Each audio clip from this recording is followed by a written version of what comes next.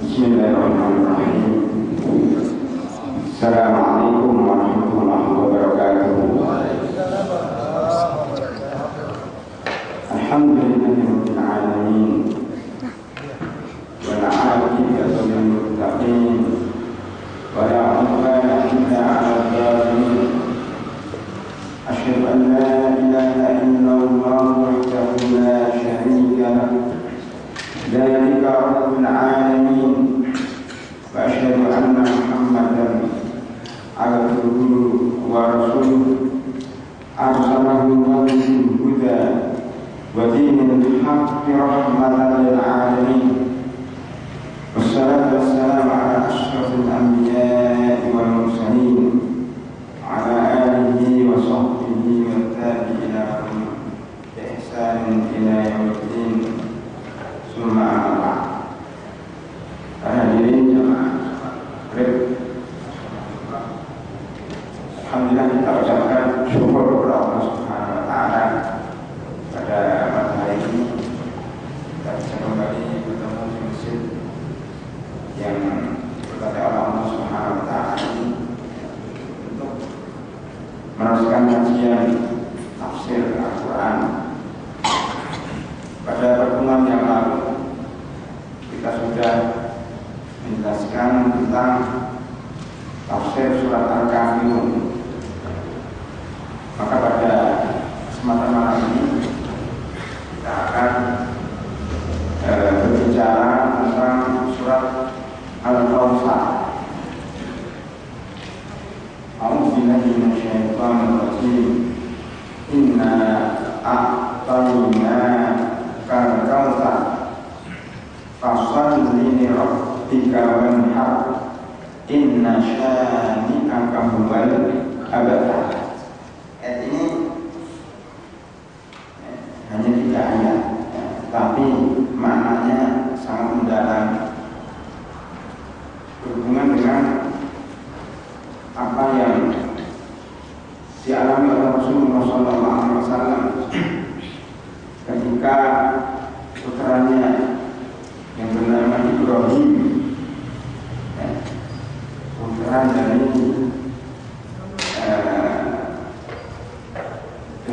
Maryam, Siti Maryam Qibtiyah, seorang budak yang dihadiahkan Raja Mesir kepada Rasulullah SAW. Kemudian darinya lahirlah Ibrahim sebagai putra daripada Rasulullah SAW. Ketika waktu kecil, Ibrahim ini meninggal dunia. Kemudian ketika meninggal dunia ini terjadi peristiwa gerhana matahari. Kemudian setelah itu Rasulullah SAW melaksanakan sholat gerhana. Kemudian dia bersabda, sesungguhnya gerhana ini termasuk salah satu ayat dari ayat-ayat Allah, termasuk salah satu tanda-tanda kekuasaan Allah Subhanahu wa taala. Tidak ada hubungannya dengan kematian seseorang. Karena sebagian masyarakat jahiliyah itu meyakini bahwa terjadinya gerhana matahari bulan itu terkait dengan matinya tokoh, seorang tokoh, atau lahirnya seorang anak yang masa depannya akan bagus. Mereka mengaitkan gerhana ini dengan kejadian-kejadian yang ada di dunia. Ini ditepis oleh Rasulullah SAW bahwa gerhana matahari, gerhana bulan dan matahari ini tidak ada kaitannya dengan kematian Ibrahim, putra Nabi Muhammad SAW. Walaupun masyarakat Madinah pada waktu itu sedih, tetapi tidak harus kemudian matahari juga ikut sedih, bulan ikut sedih, kemudian berkabung menangis seperti jadi gerhana. Itu khurafat, tidak ada dalam ajaran Islam. Gerhana matahari dan bulan adalah tanda-tanda kekuasaan Allah Subhanahu wa taala. Maka ketika terjadi gerhana matahari dan bulan, bersujudlah kepada Allah Subhanahu wa Ta'ala, sebagaimana disebutkan di dalam surat Fussilat. A'udzubillahi minasyaitonir rajim.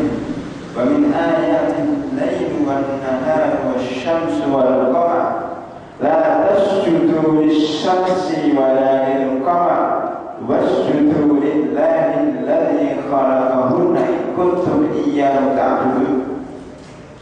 Dan salah satu tanda kekuasaan Allah adalah adanya malam dan siang, adanya matahari dan bulan.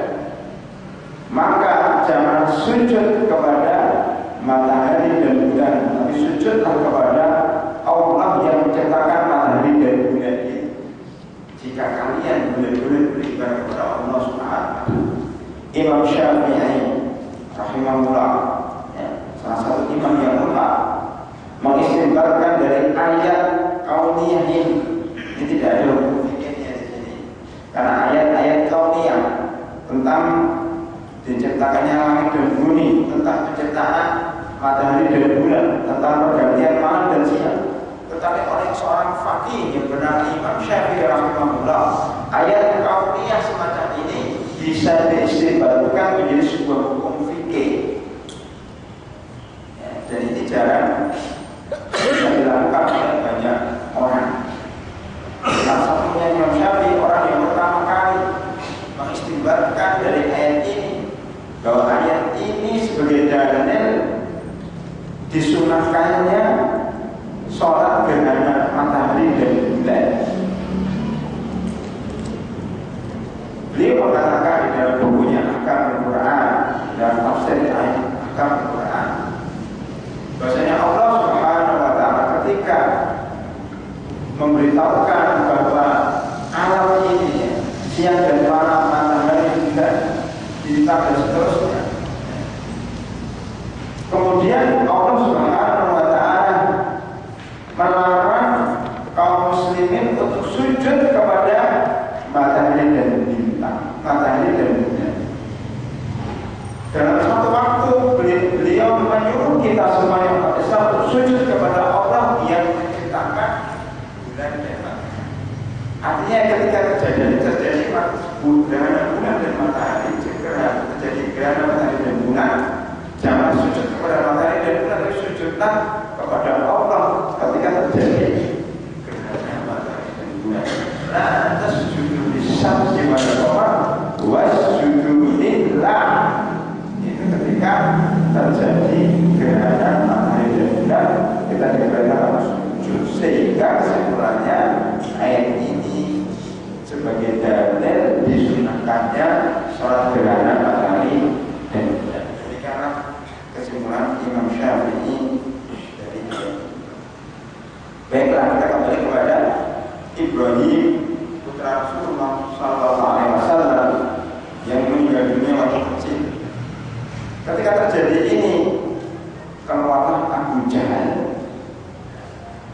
Abu Jahal keluar mengetahui bahwa putra Nabi Muhammad SAW yang laki-laki meninggal dunia,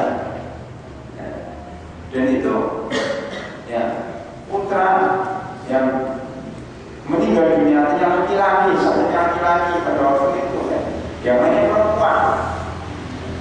Maka Abu Jahal mengatakan, wahai orang-orang musyrik, wahai orang-orang Quraisy, wahai orang-orang Quraisy, ketahuilah bahwasanya Muhammad sudah abtar, Muhammad sudah abtar, Muhammad sudah terputus nasabnya.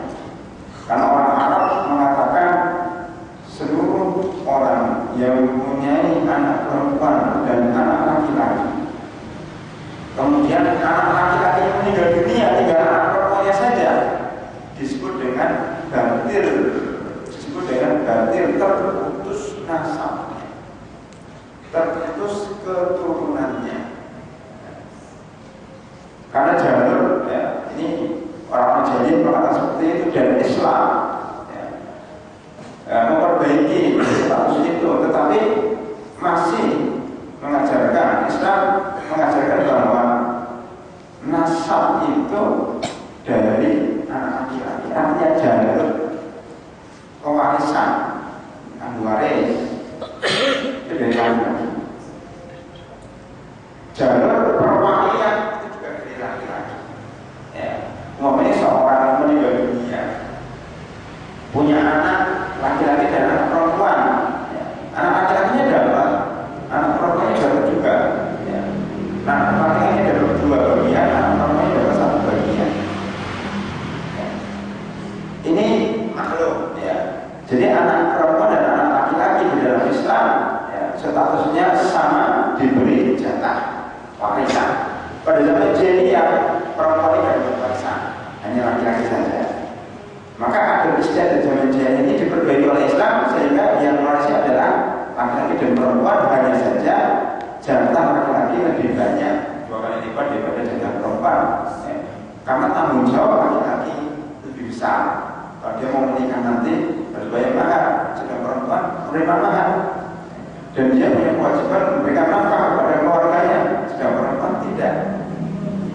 Dan fakta-fakta yang lain, ya intinya adil. Kalau laki-laki dapat 2 bagian, perempuan dapat 1 bagian. Bahkan kalau kita teliti lebih lanjut, perempuan lebih diuntungkan karena ini tidak apa-apa. Ini bentuk perhatian Islam terhadap perempuan. Tetapi ya, warisan itu hanya sampai kepada anak perempuan saja. Artinya cucu perempuan dari anak perempuan tidak dapat. Ketika anak perempuan ini meninggal dunia dan mempunyai anak, artinya punya cucu, maka dia tidak dapat warisan karena perempuannya, ibunya, anak daripada pewaris tadi itu tidak ada. Jadi tidak bisa digantikan oleh anaknya. Berbeda dengan laki-laki. Kalau dia punya anak, ya, kemudian ketika bapaknya atau kakek daripada anaknya meninggal dunia dan bapaknya tidak ada, maka jatahnya turun ke bawah kepada anak. Ini bedanya antara laki-laki dan perempuan. Itu yang pertama. Yang kedua, bahwa ya, hak menikahkan, pernikahan wali daripada anak itu adalah bapak pihak laki-laki. Jadi kalau ada suami istri punya anak perempuan, kemudian bapaknya meninggal dunia, maka yang berhak menikahkan adalah saudara dari bapak. Ya, jalur bapaknya, adik bapaknya, paman dari bapak, paman atau pakde atau paklek dari bapaknya. Ya, jadi saudara-saudara bapaknya yang paling berhak menikahkan keponakan perempuan ini. Ada pun dari jalur ibu tidak. Dari jalur ibu tidak berarti wali karena dia jalur ibu sudah terputus. Ya. Ibu tidak boleh menjadi wali daripada anak perempuan. Begitu juga saudara laki-lakinya. Jadi kalau istrinya punya saudara laki-laki itu tidak berhak mengurusi anak perempuannya ini. Jadi saudara daripada bapaknya ini lebih berhak kepada anak-anaknya dibanding daripada saudara.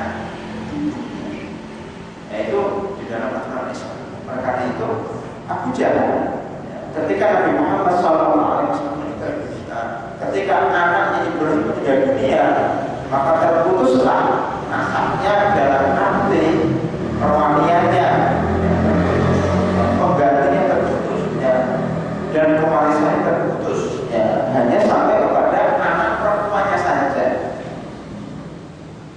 Walaupun ya Rasulullah SAW ya, itu mempunyai anak namanya Fatimah, namanya Zainab, dan seterusnya, tapi masih hidup namanya Fatimah.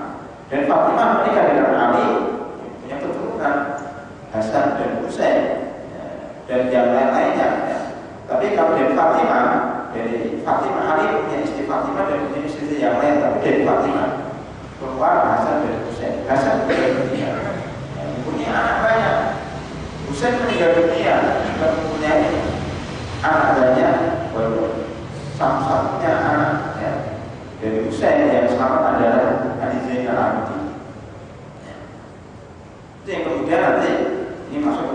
paham Syiah.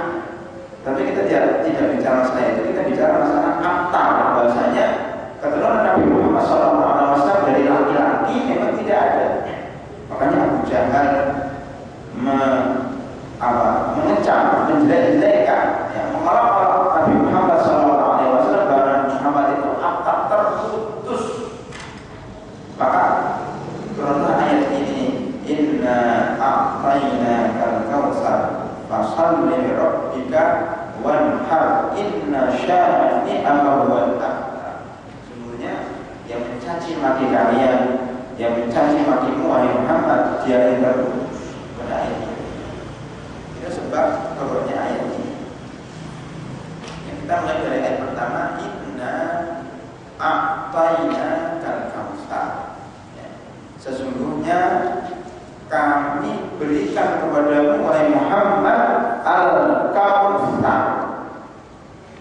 Ini ayat ini turun sekaligus menghibur Nabi Muhammad SAW. Tidak perlu sedih dengan kematian Ibrahim.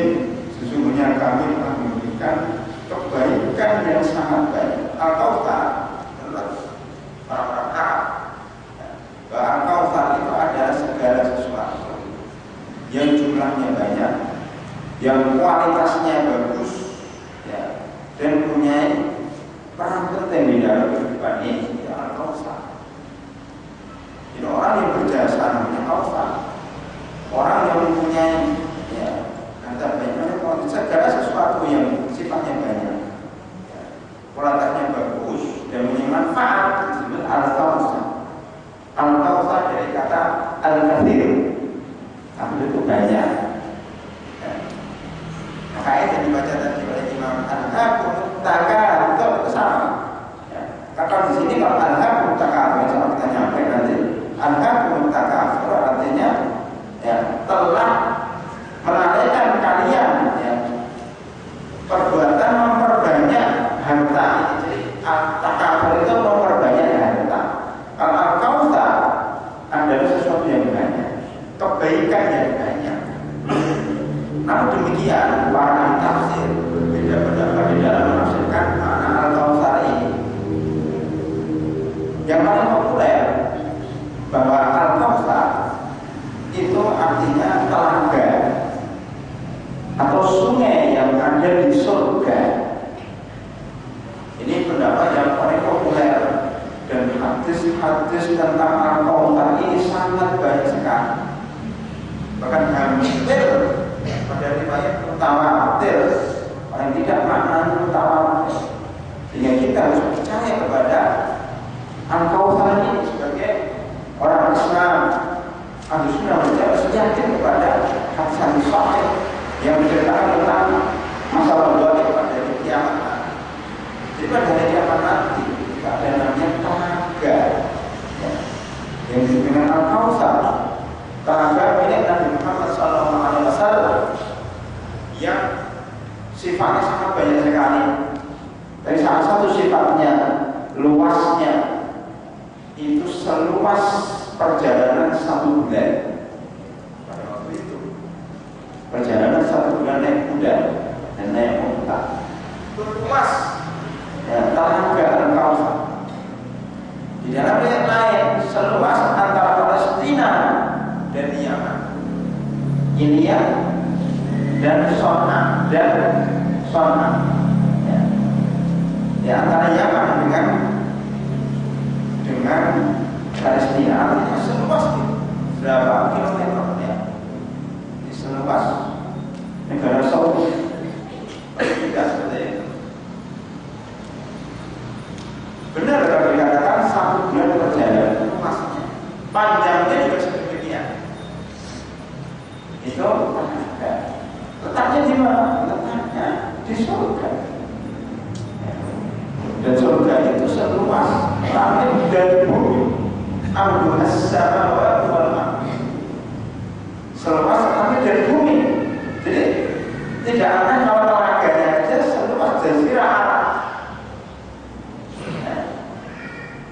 Gayung-gayungnya, ya, itu sebanyak bintang yang ada di langit. Ada berapa bintang di langit? Ada yang pernah menghitung? badminton bagi yang suka matematika. Itu berapa? Itulah banyaknya gayam yang ada di Telaga Al-Kautsar. Warnanya lebih putih daripada kertas, lebih putih daripada es. Jadi putihnya kayak apa nggak terbayang, tapi lebih putih dari ban yang paling putih di dunia. Ya. Manisnya lebih manis dari madu yang paling mahal di dunia. Ya. Kalau saya ditawari madu, namanya madu raja-raja. Itu 1 liter. Atau 1 kilo, 1 botol itu harganya 5 juta. Itu madunya raja dari diminum raja-raja itu. Nah itu madu yang asli yang bisa mengobati ya, banyak penyakit yang madunya harganya 5 juta. Nah ini 1 botol. Bagi jamaah yang punya penyakit macam-macam, ini madunya. Ya. Insya Allah sembuh. Itu madu raja-raja. Lebih mahal dari madu yang harganya 5 juta ya.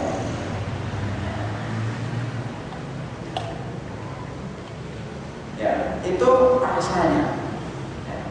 Orang yang minum dari Al-Kautsar itu tidak akan haus selama-lamanya. Jadi cukup minum sekali dari situ, tidak akan haus sesudah itu. Berbeda dengan air yang ada di dunia ini, kalau minum berkali-kali haus terus. Kalau hangat masih lumayan.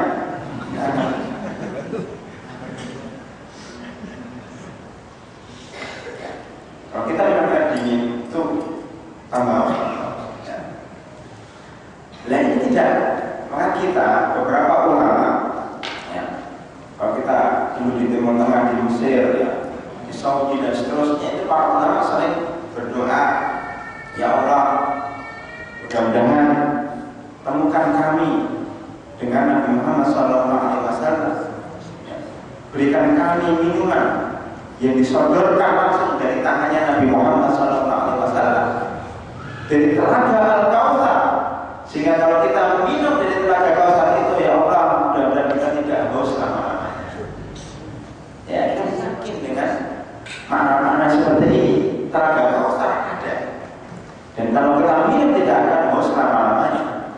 Dan Telaga Al-Kautsar ini ada ketika manusia pada kehausan semuanya, pada waktu itu kehausan semuanya, maka mereka mencari air.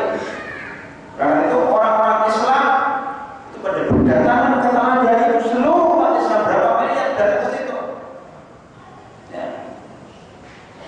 Cirinya Ghurran Muhajjalin. Rasulullah mengatakan, Rasulullah, saya tahu ciri umatku. Mereka adalah Ghurran Muhajjalin min asaril wudu. Ghurran Muhajjalin itu artinya belang yang ada pada kaki kuda. Makanya orang-orang aku tidak terpisah hidupnya dengan kuda. Jadi tahu kuda yang baik itu adalah kuda yang belang, ya, yang belang putih ya. Jadi artinya yang belang di kaki, 3 kakinya. Kemudian belang ada di kepalanya. Begitu juga Rasulullah SAW menyembelih kambing, ya, yang paling bagus itu kambing yang belang putih-putihan, ya. Jadi ada yang belang putihnya, ya, ada di kaki dan ada di kepala. Kambing yang paling bagus, juga kuda yang paling bagus seperti itu. Dan umat Islam, ya, untuk menggambarkan bagaimana Ghurran Muhajjalin itu digambarkan seperti belangnya kuda. Artinya umat Islam itu nanti datang pada hari kiamat, ciri khasnya adalah belang. Belang apa? Min asari sujud, karena sujud. Min asari wudu, karena berwudu terus menerus. Jadi jangan kita lakukan wudu itu, nah, ya, 5 kali sehari itu nanti akan membekas di hari kiamat. Sekarang kelihatan, berarti tetap sama. Cuma dari kiamat berwudu itu akan kelihatan sinar. Belang ini sinar. Jadi asal itu yang diusap, ya, dengan air wudu itu akan bersinar pada hari kiamat. Sehingga ini umat Islam. Ini umat Islam. Marilah, baik kesini umat Islam, kita minum Al-Kautsar ini. Itu ciri umat Islam pada hari kiamat. maka perbanyaklah wudu. Ya, perbanyaklah wudu. Mereka wudu sholat, sebagaimana hadis Bilal bahwa terompahnya didengar oleh Nabi Muhammad SAW di surga. Pada waktu Isra Mi'raj, beliau mendengar terompah Bilal, suara terompah Bilal, suara sadar Bilal. Ketika beliau turun ke bumi menanyakan, wahai Bilal, saya mendengar suara terompah kamu di surga, padahal kamu masih di dunia. Gimana? Kamu tunjuk kepada saya apa rahasianya? Bilal mengatakan, ya Rasulullah, saya tidak mengerjakan sesuatu kecuali kalau saya harus wudu kapan saja saya melakukan sholat. Ini sholat wudu, sholat tatawwu, sholat setelah wudu, sholat wudu. Ya wudunya saja punya fadilah yang sangat banyak, di antaranya adalah bersinar anggota wudu ini pada hari kiamat, sehingga sebagai ciri bisa minum. Telaga Kautsar, kalau kita sholat sadar kita, kalau sadar dicekik, ya itu insya Allah akan terdengar suaranya pada hari kiamat di surga nanti kalau kita mengikuti apa yang dilakukan oleh Bilal. Jadi rahimahullah. Tetapi ada beberapa orang umat Islam yang berwudu, yang punya sinar, itu tidak boleh masuk ke dalam Al-Kautsar ini. Nabi Muhammad saking sayang kepada umatnya, maka mengatakan saya menjaganya. Oh, penjaga itu umatku, itu cirinya dia berwudu ini, tangannya yang ada sinarnya, ya, cirinya ada berwudu. Ini umatnya sampai umatku, umat itu umatku, baik penjaga. Kemudian dikatakan oleh Nabi Muhammad, Muhammad, innaka la tadri ma ahdathu ba'dak. Sesungguhnya Anda tidak mengetahui apa yang mereka kerjakan sudah mati. Nah, ini para ulama menafsirkan hadis ini, ya, dengan beberapa penafsiran di antaranya itu adalah umat Islam. Ya, umat Islam tidak dia wudu, dia salat, tetapi dia merubah agama Islam, merubah ajaran Nabi Muhammad SAW ini, dia mengadakan sesuatu yang tidak ada dasarnya. Orang sekarang menyebutnya dengan mengadakan khurafat, yang tahayyul. Umat Islam yang sering mengerjakan bid'ah, khurafat, tahayyul, itulah diusir dari Al-Kautsar karena merubah agama ini, mengadakan agama ajaran yang tidak diajarkan oleh Nabi Muhammad SAW. Inna sadri ma ahdatsu ba'da. Sesungguhnya Anda tidak tahu apa yang mereka lakukan setelah engkau meninggal dunia. Itu pertama, penafsiran pertama adalah hadis bid'ah. Penafsiran kedua dari hadis ini, orang-orang itu adalah orang-orang munafik, orang-orang yang murtad dari Islam. Ya, seperti golongan Musailamah al-Kadzdzab. Ya, masuk Islam, berwudu, tapi setelah itu dia keluar dari Islam. Orang-orang yang murtad itu tidak mungkin bisa minum dari telaga Kautsar. Dari orang munafik, walaupun mereka berwudu, sholat, tapi hati mereka munafik, kafir, maka mereka juga tidak akan minum telaga Kautsar. Ya. Itu, jadi ada sebagian, ya, umat Islam, ya, yang merubah ajaran ini, ada yang murtad, maka akan dicegah dari Al-Kautsar. Jadi rahmatullah, itu perasaan pertama, inna a'tayna kal kautsar, telaga atau sungai pada hari kiamat, ya, di surga nanti, ya, yang dimiliki oleh Nabi Muhammad SAW, yang luasnya, ya, seluas perjalanan 1 bulan, ya, yang kalau orang minum di dalamnya tidak akan haus selama-lamanya. Ya. Kemudian yang kedua, perasaan kedua, Al-Kautsar. Ini ditafsirkan keturunan yang banyak, ya, keturunan yang banyak. Ini pendapat, tetapi akhirnya pendapat ini menjadi pegangan orang Syiah, ya, bahwa keturunan Nabi Muhammad SAW banyak sekali. Sudah saya cerita tadi, ya, seandainya tidak punya anak laki-laki, maka dia punya anak perempuan Fatimah. Dari Fatimah adalah keturunan sampai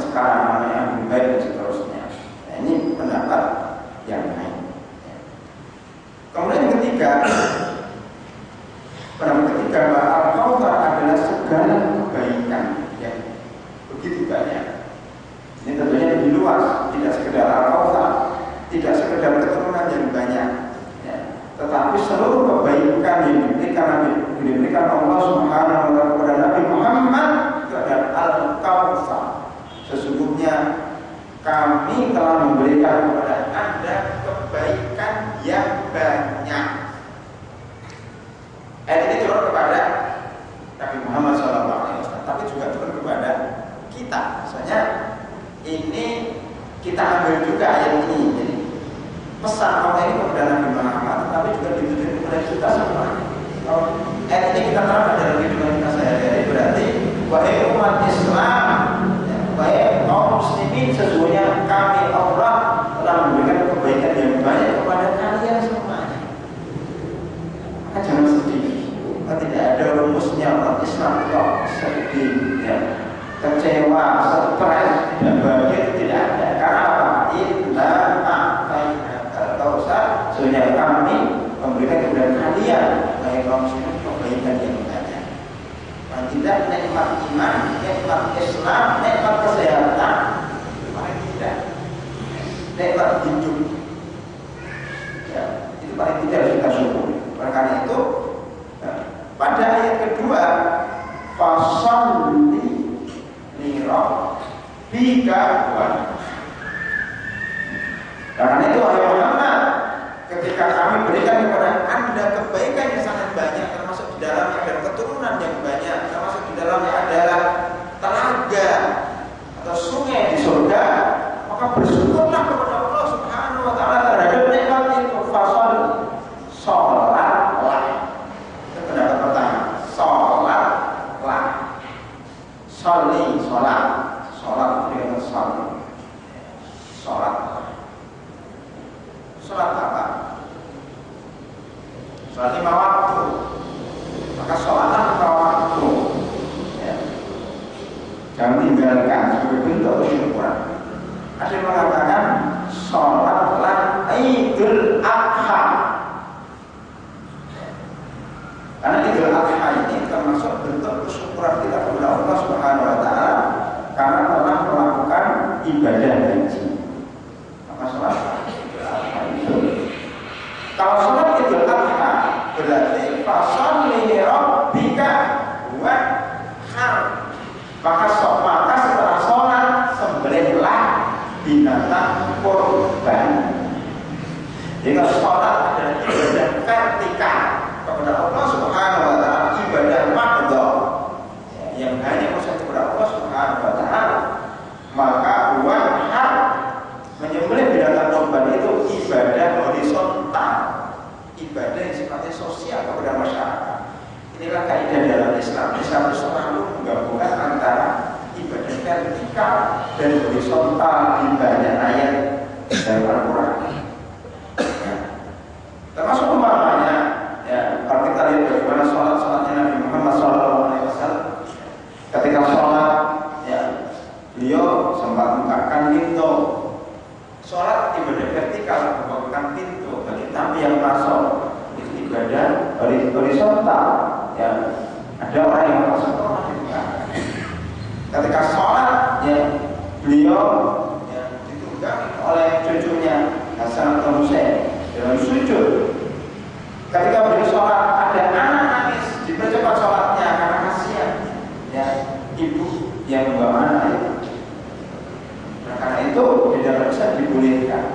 Dalam keadaan sholat kita beribadah kepada Allah, ibadah vertikal, kita sekaligus beribadah horizontal. Ya, ketika ada ular yang di depan kita, ada kalajeng di depan kita, maka kata Rasulullah, "Uqtulul aswadaini fis shalah." Bunuhlah dua binatang hitam yang berbahaya dalam sholat, yaitu ular dan kalajeng. Ketika sholat ada binatang, ambil apa yang tajam-tajam, pukulkan ke ular atau ke kalajeng itu sebelum kita diserang-serang dulu baru dalam keadaan sholat. Subhanallah, ada nggak ajaran selain Islam yang mengajarkan seperti ini? Tidak ada, hanya Islam saja. Ajarannya holistis, menyeluruh, antara sosial dan vertikal, antara hubungan kita dengan Allah Sholat khauf juga demikian, sholat tapi masih mengawasi musuh. Gimana sholat dengan senjata mengawasi musuh? Subhanallah. Ini indahnya ajaran Islam, menggabung antara ibadah vertikal dengan ibadah horizontal. Bahkan ibadah vertikal ini tidak akan bermanfaat kalau tidak dikembangkan dalam ibadah sosial. Maka inna sholata tanha 'anil fahsya'i wal munkar. Sesungguhnya orang yang sholat itu akan bisa menghalangi dirinya dari perbuatan munkar dan keji. Maka orang yang sholatnya benar pasti dia orang baik. Kalau dia jalan dari sholatnya hanya sholat-sholatan saja. Yang kotor itu sholatnya itu main-main. Tidak beneran ya. Berarti sholatnya belum benar. Bagaimana bisa menyatu antara sholat dengan korupsi? Tidak mungkin. Itu yang salah sholat. Jadi rahimahullah. Di sini juga fasholli li rabbika sholatlah Idul Adha. Habis itu sembelihlah korban dan bagimu. Ini bentuk kesyukuran. Ini kalau menghasilkan sholat sini sholat Idul Adha. Berarti menyembelih itu tidak sah sebelum kita melakukan sholat. Harus sholat dulu baru menyembelih. Kalau yang menafsirkan fasholli li rabbika, kalau yang menafsirkan bahwa al-kautsar dan keturunan yang banyak, maka ketika kita punya anak, fasholli artinya berdoa, bersyukur kepada Allah, wanhar dan sembelihlah binatang aqiqah, binatang untuk aqiqah. Ini bentuk kesyukuran kita kepada Allah karena dikaruniai anak. Anaknya adalah bentuk kebaikan yang banyak. Atau tafsir itu kebaikan. Bagaimana ciri atau bagaimana status anak kita, bagaimana keadaan anak kita itu adalah kebaikan yang banyak. Kita syukur dengan aqiqah, menyembelih binatang aqiqah. Ada yang menafsirkan bahwa fasholli sholatlah li rabbika wanhar, letakkanlah di dada tangan. Ini riwayat dari Imam Ali, tapi hadis-hadisnya kalau diteliti lemah. Sholatlah dan taruhlah tangan Anda ketika sholat ini di atas dada, agak atas sedikit di bawah leher. Maka kalau kita lihat ada orang sholat kayak gini, jangan kaget. Itu menafsirkan ayat fasholli li rabbika wanhar, sholatlah karena Allah wanhar. Jadi riwayat yang lemah, yang sahih bahwa kita sholat itu ya bukan di atas leher, tangannya di atas dada atau sekitar ini ya. Itu yang benar. Ya. Tapi sah-sah saja orang menghasilkan semacam itu, ya, karena memang ini dijadikan dari Imam Ali radhiyallahu anhu. Ya. Karena nahar itu dada di bawah leher ini nahar.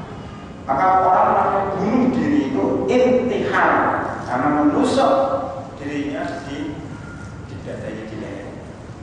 Dan onta itu kalau kita menyembelih onta bukan dengan gagah, bukan dengan menyembelih kayak kita menyembelih sapi atau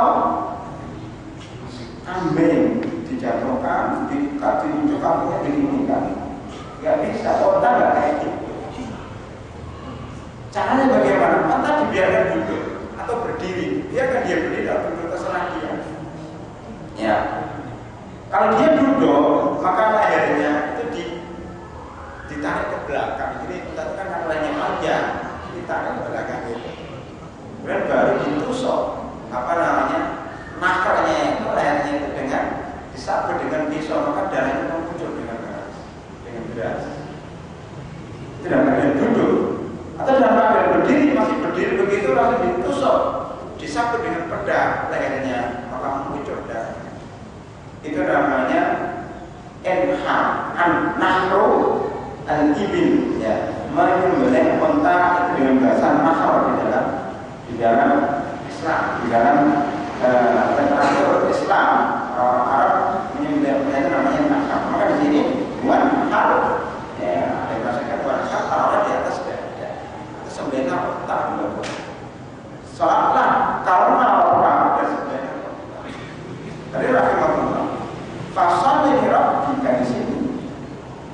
kata-kata lirabbika itu artinya apa? Ikhlaskan ibadahmu, ikhlaskan doamu, ikhlaskan ibadahmu. Sholatmu hanya untuk Allah Subhanahu wa Ta'ala. Karena sholat itu bisa juga diartikan doa. Jadi sholat itu secara bahasa doa. Ada istilah, ada ibadah yang dimulai dengan takbir dan diakhiri dengan salam. Itu istilah bahasa. Maka Allahumma sholli ala Muhammad wa ala ali Muhammad artinya apa? Allahumma ya Allah, ya berilah salawat kepada Nabi Muhammad SAW. Makanya kita mendoakan ya, Nabi Muhammad SAW itu doa sholat itu sholat wasallimu tasliman mendoakan Muhammad SAW. Jadi sholat kita mendoakan itu kalau kita artikan sholat di sini artinya sholat juga diartikan sholat Idul Adha, diartikan sholat ya, kemudian letakkan tangan di atas dada dan diartikan juga berdoa kepada Allah Subhanahu wa Ta'ala. Doa hanya diperlukan Allah Subhanahu wa Ta'ala, tidak boleh kita berdoa kepada selain Allah. Doa hanya untuk Allah Subhanahu wa Ta'ala. Ya. Hadirin rahimakumullah. Setelah itu fasholli li rabbika wanhar inna syani'aka wal abtar, sesungguhnya orang yang membencimu itulah yang terburuk. Artinya apa? Bahwa kalau kita dalam beribadah ini ya selalu dicam orang, kita begini diomongin orang, kita begini diomongin orang. Kalau kita begini diomongin orang, itu nggak usah dikubris omongan itu. Apa ini dengan omongan negatif itu terus kerja. Biar anjing menggogok, kafilah terus berjalan. Yang penting kita beribadah lurus kepada Allah Subhanahu wa Ta'ala. Maka orang yang mencela, orang yang mengomongi kita, ya suka mencela, dan yang mencela itu akan terputus dengan sendirinya. Tidak usah ditanggapi, terputus dengan sendirinya. Ini Rasulullah SAW ketika dilecehkan ya orang-orang oleh Abu Jahal, dia itu tidak pernah menanggapi cacian orang. Jadi terus berjalan mengikuti apa yang diberitakan oleh Allah Subhanahu wa Ta'ala. Dan kalau kita diam, maka Allah dan malaikat yang akan membalas. Dulu dalam surat Al-Lahab saya sampaikan, ketika Abu Bakar Siddiq bersama Rasulullah SAW duduk di dekat Ka'bah, mendatanglah istri Abu Lahab, datang langsung mencari Nabi Muhammad SAW. Dia orang yang tidak mengikuti, dia adalah orang yang menjadi orang. Itu dijadikan oleh Rasulullah SAW. Bahkan ada peristiwa lain. Ketika Abu Bakar bersama Rasulullah SAW didatangi oleh orang, Abu Bakar dicaci maki, dia diam. Rasulullah masih ada di situ. Ketiga kalinya orang menolak Abu Bakar tidak kuat, dia berdiri membahas orang-orang itu. Maka ketika Abu Bakar membahas orang-orang itu, Nabi Muhammad SAW langsung pergi. Abu Bakar bertanya, kenapa pergi? Dia datang pergi, ya semua. Kenapa ketika orang-orang saya diam, Anda tidak pergi? Tetapi ketika saya membahas orang-orang dia, Anda pergi. Rasulullah mengatakan, wahai Abu Bakar, ketika orang-orang Anda dan Anda diam, ya, malaikat membalas orang-orang itu kepada orang itu. Malaikat berada mendukung Anda. Dan ketika Anda karena nafsu, emosi, membalas, malaikat pergi dari situ. Maka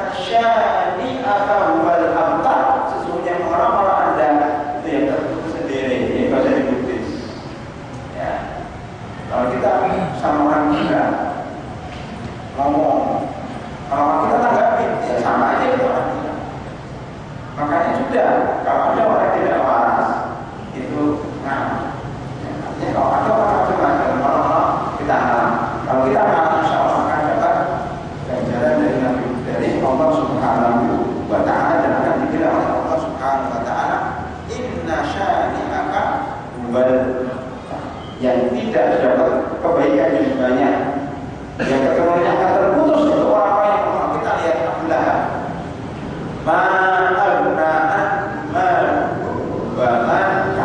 Dia punya anak juga, punya harta banyak. Lahirnya seperti itu, tetapi apa?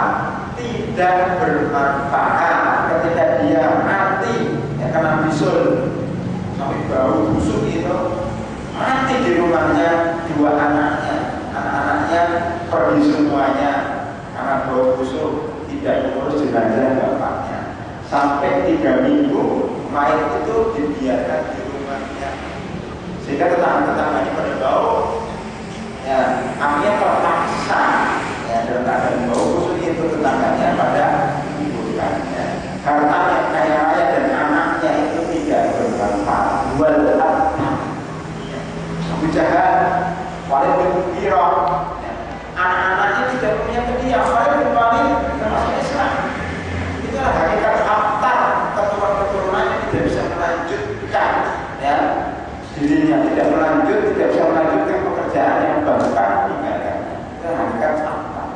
Maka yang mengamalkan adalah yang kita mengamalkan tidak harus terbatas pada penjaga siapa saja umat Islam atau siapa saja dari manusia di muka bumi ini. Kalau mengamalkan Nabi Muhammad SAW itu kafir.